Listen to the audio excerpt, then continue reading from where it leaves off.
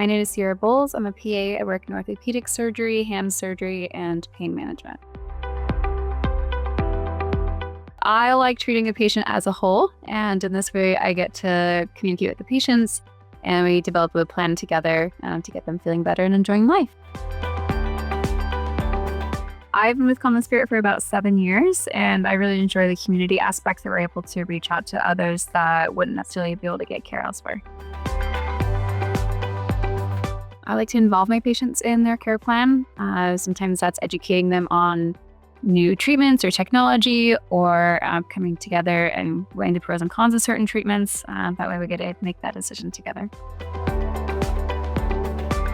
I like to get to know my patients a little bit better. So we have their goals in mind. Are we working towards hiking a mountain, or are we working towards hanging out with grandkids or gardening? I like to spend lots of time outside. I spend time with my husband, my 2 dogs. We're either hiking, camping, gardening. It's just sitting in the yard, or winter sports when the snow is here.